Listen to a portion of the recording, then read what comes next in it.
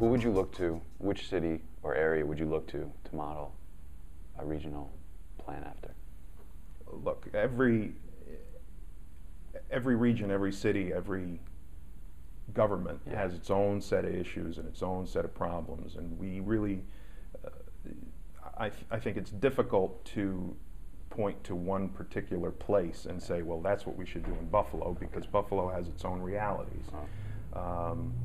You know, it would be great if we could just snap our fingers and have everything change overnight, but that's obviously not going to happen. You know, I think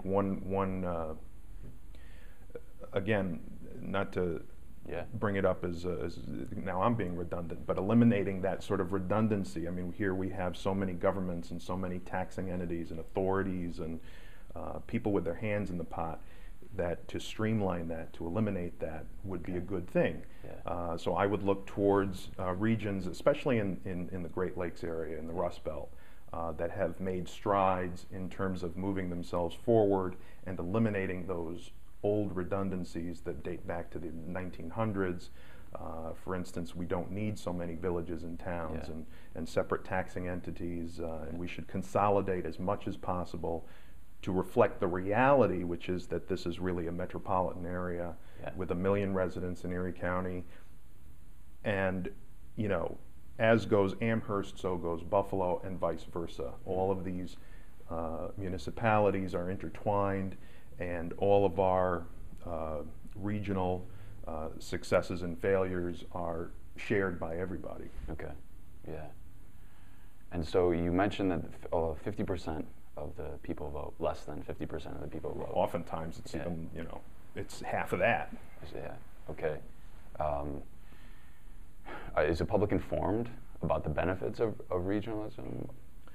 Well, there's been you know, with Kevin gone, there was an effort that started to create a regional government going back to the 1990s, and it was jawboned to death. And even Joel Giambra, who's a very flawed political figure in this town, pushed for it. He was a proponent of that. Unfortunately, for a variety of reasons, most of them being that none of the guys who propose it have the political capital to back it up and do anything about it. There are so many competing, self-interested people and groups that you have to bring to the table and convince that this is an overall good idea. Unfortunately, once you do that, you have to inform them that a lot of them and their cousins and their fathers and their mothers are going to lose some jobs because you're going to be consolidating all of these costs and all of these tasks into one office rather than 40 offices. So that's the impediment that you run into.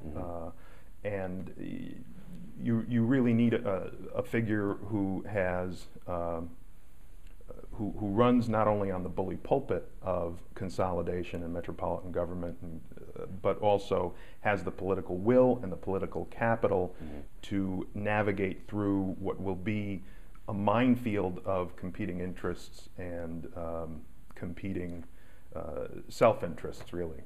That will be opposed to that. Do you see anybody stepping into that at this point? No, we don't have anybody. We don't have anybody who could do that. Governor Cuomo has taken a lead on some of these questions, and he has, even when he was still Attorney General, he had a law passed by the legislature that makes it easier for municipalities to create bilateral agreements to consolidate efforts and consolidate services and purchasing and those sorts of things. And I believe that there was a push to make part of that statute be sort of a home rule statute where counties or municipalities could select whatever they want to do to make it cheaper and easier for them to run whatever geographic boundary they're talking about.